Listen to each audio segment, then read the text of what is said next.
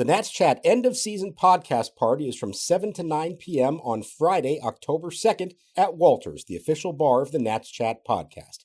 Al, Tim, and I will be there ready to hear your opinions about the Curtis Mead trade and everything else that's happened in the second half of this season. Again, that's Friday, October 2nd from 7 to 9 p.m. at Walters. The 0-1. Swing a long drive right field for Ruiz. Back on this one, Casey to the track, to the wall, and there it goes. Off the facing of the second deck, Keibert Ruiz breaks the scoreless tie with a long home run. The Nationals lead it 1-0. Home run number 8 for Keibert Ruiz. The kick, here it comes. Swing, line drive. Base hit past the diving second baseman, Bebas. Rounding third, coming home is Sonoja. And the Marlins have taken the lead. RBI single for Otto Lopez. He drives in his 55th run of the year. Out of the reach of Bebas, diving to his left. And the Marlins have taken the lead here in the bottom of the 8th inning. Now it's Miami 2 and Washington 1. Here's the pitch. Breaking ball, line drive, base hit left field. Young around third, being waved home. Hernandez throw to the plate is not in time, and Lile's into second base. Daylen Lile with a clutch 2 out. RBI single to tie the game here at the top of the 9th inning. He drives in his 66th run of the year with his 3rd hit of the game. It's a blown save for Fairbanks and the Marlins. And Lile now the go-ahead run at second base. The Nationals and the Marlins all even again. Nats 2 and the Marlins 2. Infield in, outfield in. 2 balls, 2 strikes. There's nobody out. Here's Beeter's pitch. Breaking ball hit on the ground toward the middle. Past the diving Tena into center field. Here comes Augustine Ramirez to score. And the Marlins have won the game. And now they head to mob Javier Sonoja. A single to tie the game in the 8th. A single to win the game in the bottom of the 9th. And welcome to Nats Chat. I'm Al Galdi, host of the Al Galdi podcast. I'm joined by Washington Nationals insider Mark Zuckerman of NatsJournal.com. The Washington Nationals, because their getaway game at the Texas Rangers on Thursday was on Thursday at 8:05 p.m. Eastern as opposed to being a day game, did not get to their hotel in Miami for this weekend series at the Marlins until around 4 a.m. Eastern on Friday. Thank you, Texas Rangers. Thank you, MLB. Nothing for the Nats is easy right now, and yet another loss happened on Friday night, a 3-2 walk-off loss at the Miami Marlins on Friday night in Game 1 of a 3-game series. This was a game in which the Nats blew a 1-0 8th-inning lead, but did overcome a 2-1 9th-inning deficit, but the Nats ultimately lost. They now are just 6-16 over their last 22 games, have gone from 55-53 to 61-69, now have a run differential of plus 16. The Marlins now are 65-64 with a run differential of plus 15. The Nats on Friday night went with a bullpen game. Mixed results, although the Nats did only allow 3 runs. I mean, pitching ultimately was not the problem.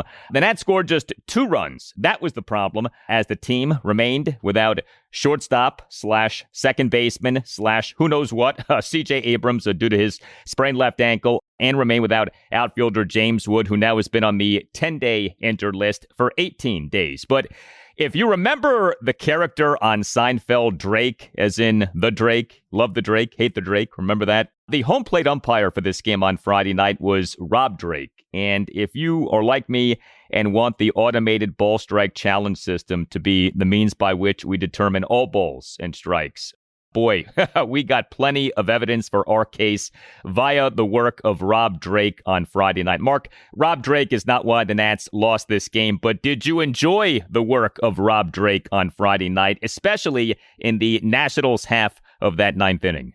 No, I think I want to ask for his big screen TV back that we gifted him for his engagement. Hated the Drake in this game, and you're right. They didn't lose because of him. Let's be clear about that. However, there were some just egregiously bad ball strike calls in the 9th inning. And what was remarkable is you kind of knew it was going to happen when they burned up their 2 ABS challenges earlier in the game, which is their fault for doing, especially the first one by Nasim Nunez early in the game. Not a situation that it was worth challenging. The Ruiz one behind the plate, I'll give him a little on that. That wasn't, egregious. But you just kind of knew they're going to wish they had this at the end of the game. And boy, do they wish they had it. And who knows what the difference would have been. But it just speaks to me, I think it speaks to a larger point here. And you saw this in this game. is all these little things that they just did not do right. The ABS challenges early in the game, blowing them. Trying to steal third with 2 outs in the 6th inning when it was not necessary. A couple of plays in the field that could have been made that were not. The egregious throwing error by Clayton Beeter in the bottom of the 9th on the bunt play.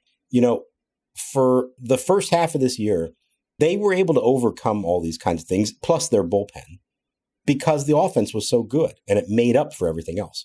Well, the offense is not good anymore, not this current version of it. And if that's going to be the case, then you're going to have to be perfect at everything else. And they were not even close to perfect in this game. And they really have not been for a while now at a lot of these things that make the difference in a one-run game. And we saw that tonight. It is so amazing how much a good offense covers up flaws. And we all know that. Like, this isn't new. I'm not breaking news and saying that. But, like, to see it illustrated right in front of your face with the 2026 Nats is something. Because this team was not doing the little things especially well, when the offense was rolling. But the offense was rolling. And so, it didn't matter as much that the little things were not being done so well. But, man, the little things not being done well now really standing out. The offense is in a rut. There's no doubt about that. It's understandable. No Abrams, no Wood. Curtis Meade traded weeks ago. Luis Garcia Jr. traded weeks ago. And, others are not emerging here. We've talked about this being step-up time for other Nats players. That's not happening. And that's a real disappointment right now with what's happening. I mean, the Nats run totals over their last 7 games, 1-4-3-0-6-0-2. I mean, that's not going to get it done, man. I don't care who you're playing. That's not going to get the job done. All right, so with the offense in this game on Friday night, so the Nats did have 9 hits and did draw 3 walks. I mean, those actually aren't terrible totals, but 8 of the 9 hits were non-extra base hits. The Nats had a homer and 8 singles, and the Nats went just 1 for 6 with runners in scoring position. And you mentioned a particularly troubling out on the base paths. Nasim Nunez was the Nats starting shortstop and number 8 batter, 1 for 3 with a single, went 2 for 3 on stolen bases. Top of the 6th, Nunez had a 2-out full count single into right field to conclude an 8-pitch plate appearance. So a nice piece of hitting by him. He then had a 2-out steal of second base, but he then got thrown out in an attempted steal of third base on an attempted double steal with Jacob Young on first base. Gibson deals, runners go. Pitch is taken high. The throw by Mack. The tag is in there for the out. It dove on him. Nunez tried to avoid the tag, sliding to the outside. And Nasim Nunez is caught stealing third to end the inning. Taking the bat out of Lile's hands. Nationals look at a replay and will not challenge. What was the thought process in that moment? We all were wondering that when that out happened. If I didn't know any better, I would have thought Nook Logan was the base runner instead of Nasim Nunez. There's just no reason. 2 outs. You are the fastest guy on the team, one of the fastest guys in baseball. You're going to score from second on a single.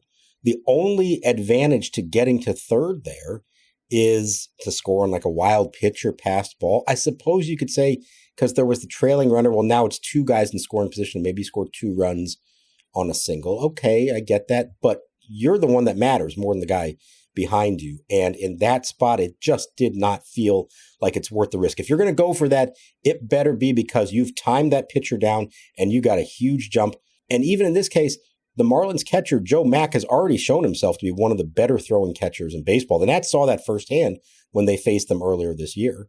And Daylen Lile's the hitter. He's the one guy who actually did have a good night at the plate, and we're going to get to what he did.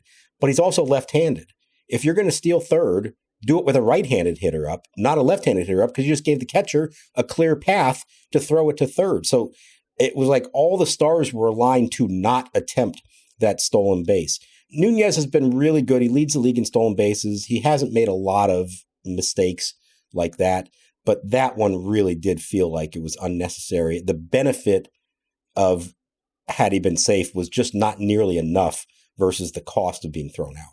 Not at all. And he was not close to being safe. He slid wide of the bag, perhaps on purpose, trying to avoid the tag. But what you ended up getting was this visual of Nasim Nunez being out by like a mile and a half in that moment. So it was a bad out, and it was a bad out that wasn't even close to the runner being safe. Just an awful moment for the Nats. Now, you mentioned Daylen Lile. He was the Nats starting left fielder and number one batter, 3 for 5 with an RBI single and 2 other singles, and a terrific game-tying single for Lile in this game. He has had a very up-and-down season. We've talked about the season that he's had, but Lile in the Nats, 1-run ninth, 2 out, opposite field, RBI single into left field to conclude an 8-pitch plate appearance in which he was down in the count at 1.02. This was the inning in which the ball strike calls of the home plate umpire, Rob Drake, were especially awful and especially going against the Nats. But the Nats in this inning had the Marlins closer, Pete Fairbanks, on the ropes, or at least it felt that way.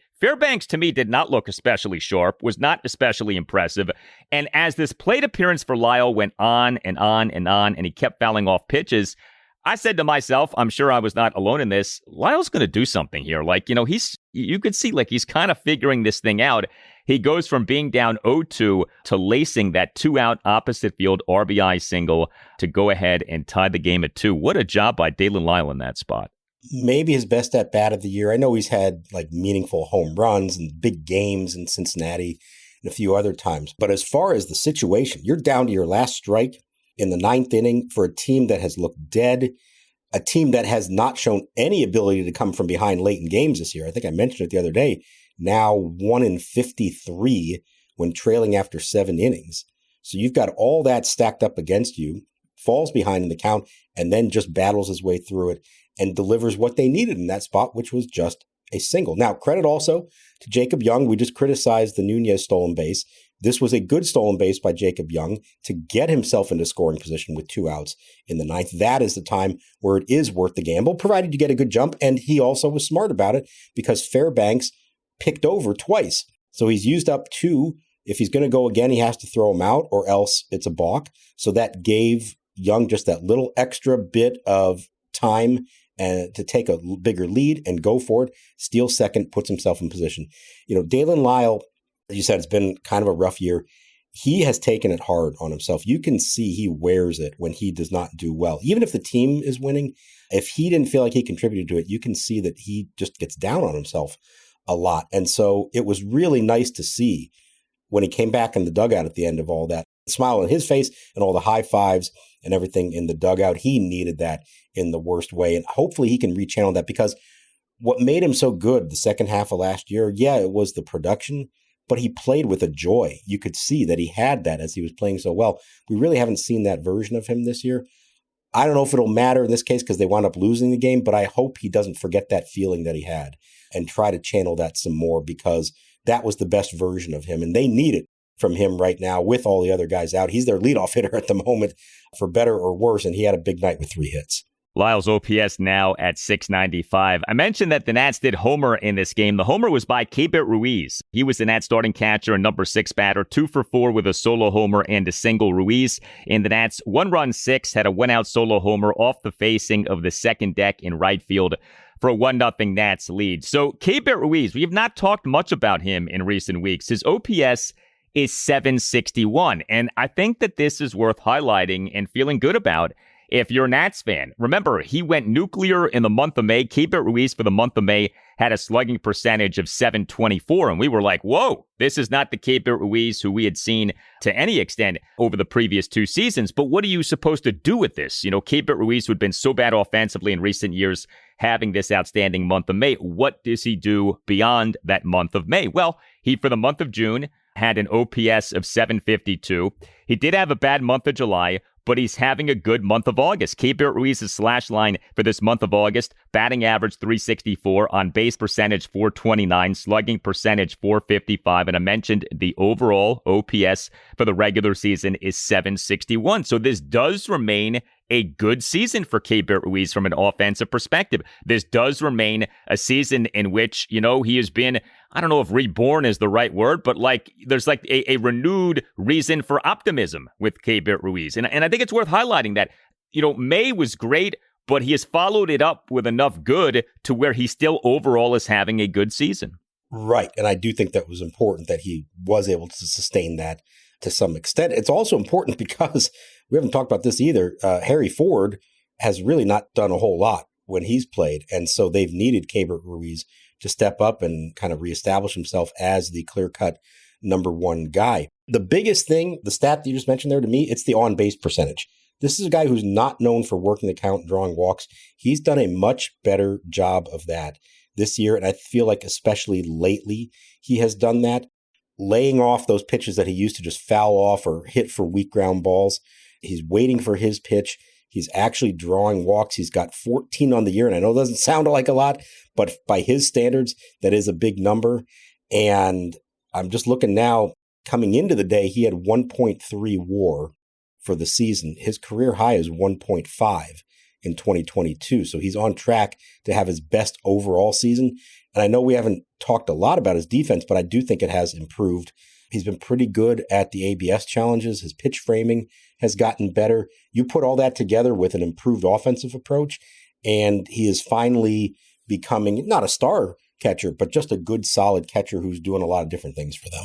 Yeah, he is one of the bright spots for the Nats this season. I think it's safe to say that, and I give him a lot of credit because it was looking really rough for him the previous 2 years, and the Nats make the trade for Harry Ford, and, you know, it's not hard to look at that and say, okay, well, this new regime, not the biggest fan of Keibert Ruiz, not believing in him as the Nats' number one catcher moving forward. Well, maybe that thinking has changed by what he has done this season.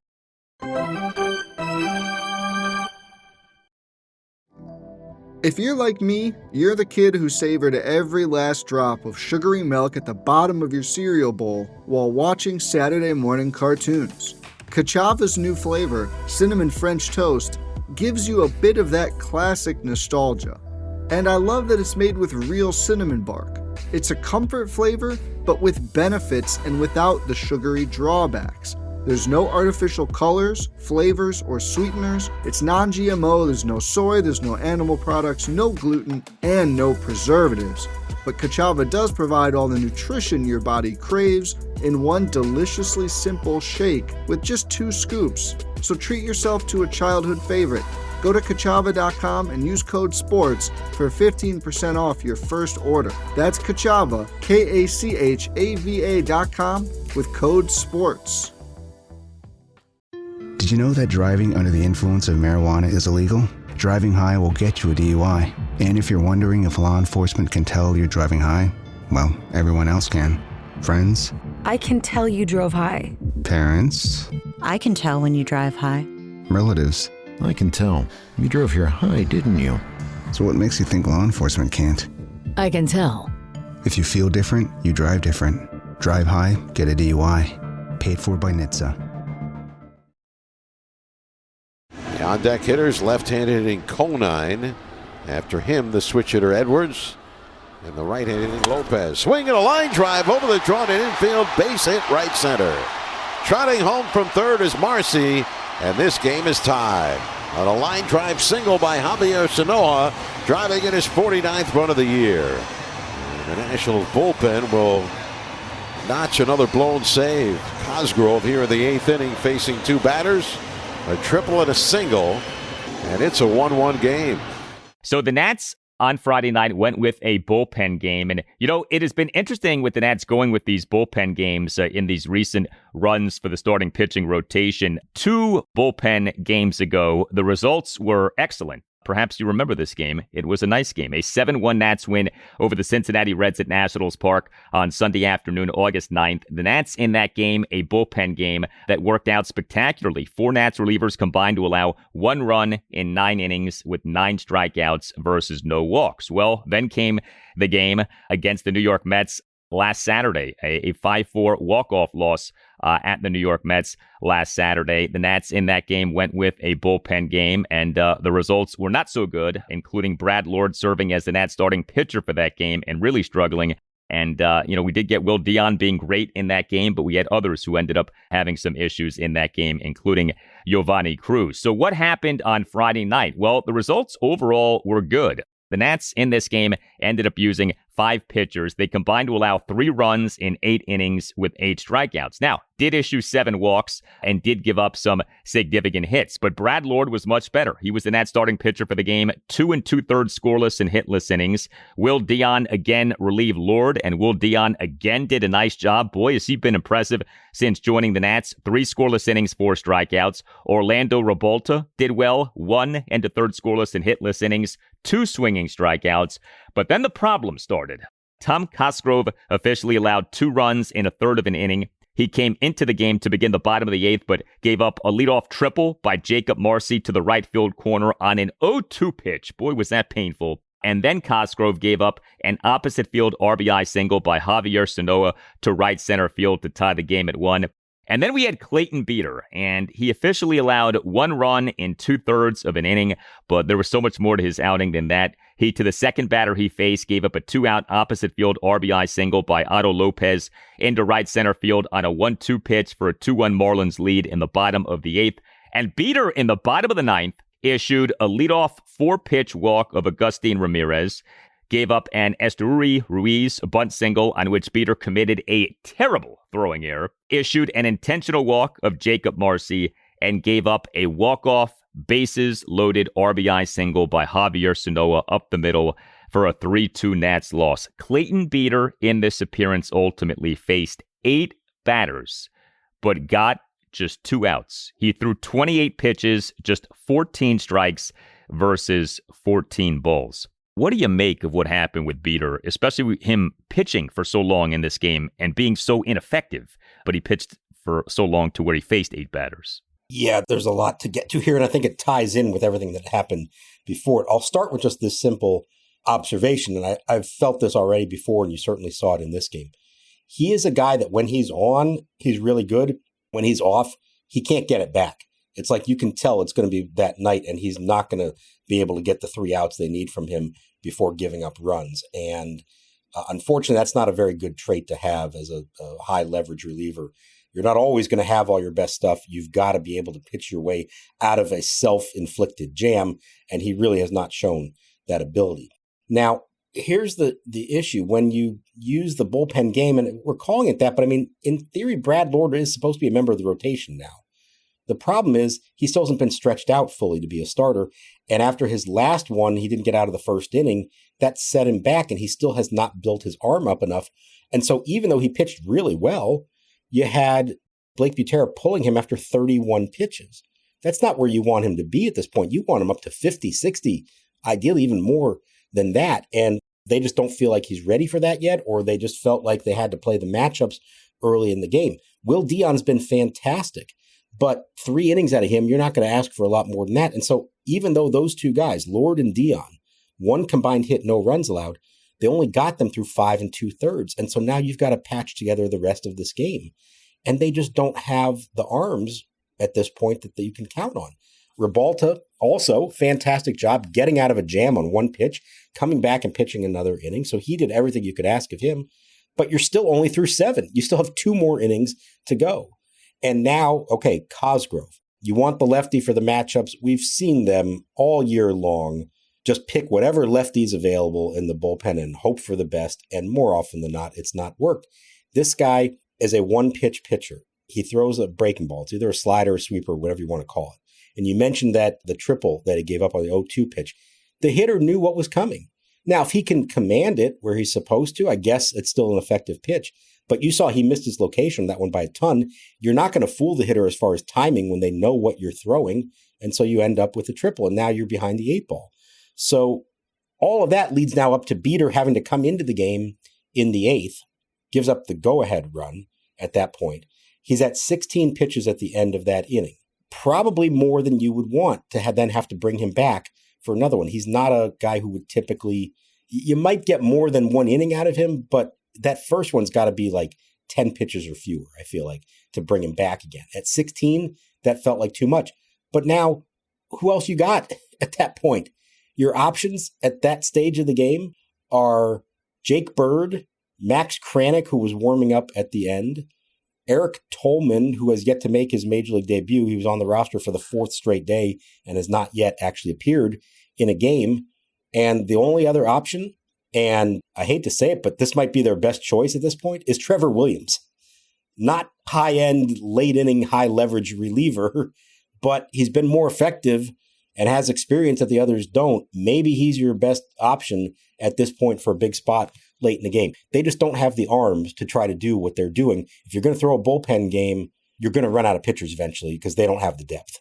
No, they don't. Have not had depth at all as this season has gone on. Will Dion now, though, since joining the Nats, 12 scoreless innings, 13 strikeouts. Man, has he done a nice job. It is odd, though. Dion is able to go 3 scoreless innings, 48 pitches. Lord, who is supposedly being stretched out, goes 2 2/3 scoreless innings, 31 pitches. It is strange when you look at it from that perspective. Like, if you're trying to extend Lord a little bit, why does he only go 31 pitches in this game with him pitching as well as he was pitching? I'm guessing it's because the last outing was so short. And it's not just the number of pitches, but the number of ups, as they call him. So he's in his 3rd inning of starting or relieving, however you want to look at that.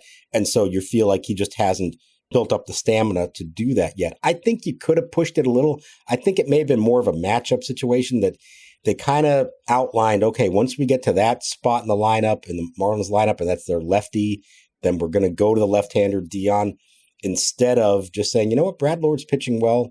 Let's extend him a little bit here. Let's try to build that arm up and understand that there's a long way to go in this game. We've got a guy who's pitching well right now. Let's not mess with that and automatically go to another guy because we're going to need them all before the end of the night.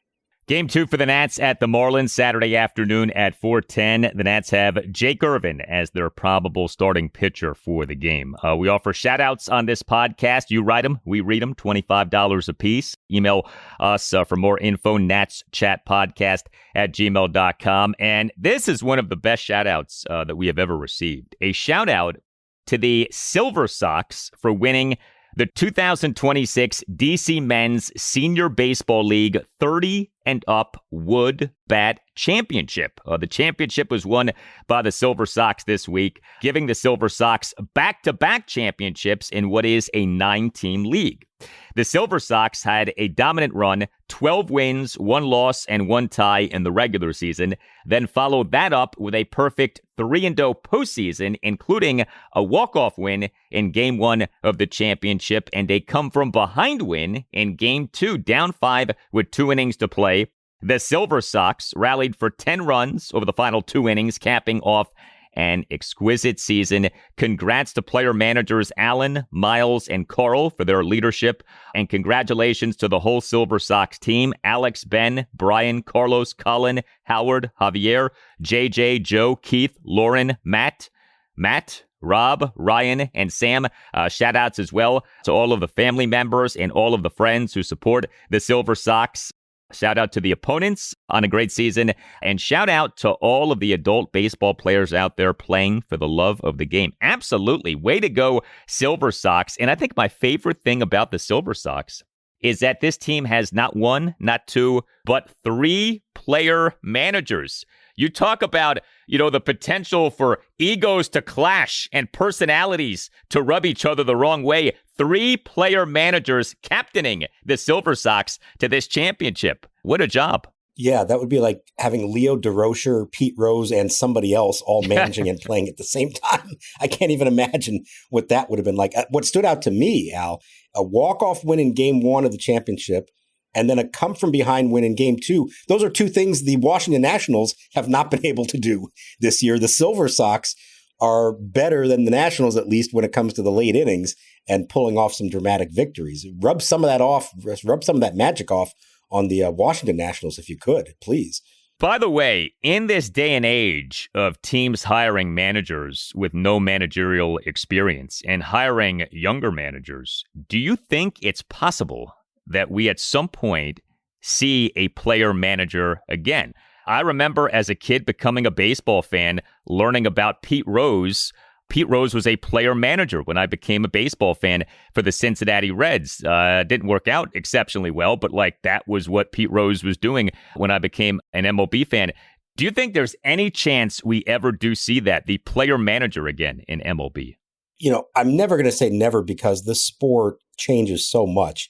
And things that we think, that'll never happen again. Well, 10 years, 20 years from now, who knows what the state of the sport might be. So I'm not going to say never, but I do think this, at least in today's modern game right now, there are so many responsibilities on the current Major League manager, and that's on and off the field, that I just don't know that they could then also put in the amount of time, the tremendous amount of time that players need to prepare to play games. It's not about the actual game itself.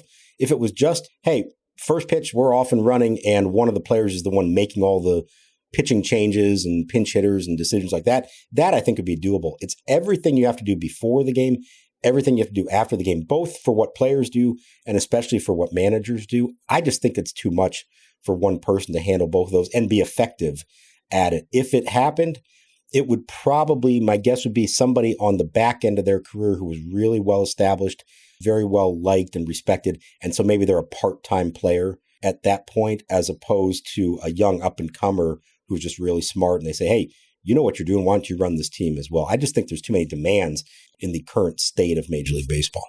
Yeah, Pete Rose, the last player manager in MLB. He was the player manager for the Reds from 1984 through 1986. You tell us what you think. Hit us up on X at Nats_chat. Hit us up on Blue Sky at Nats Chat Podcast. You can email us, natschatpodcast@gmail.com. By the way, the next installment of this podcast is going to include something very special, a never-before-aired interview that the creator, owner, and executive producer of this podcast, Tim Shovers, conducted with a member of the 2005 Washington Nationals, and the interview was taped in 2020, has been rediscovered, has been found in the Tim Shovers files, and will be brought to you in debut fashion on the next installment of the podcast. Tim speaking with a member of the 2005 Nationals.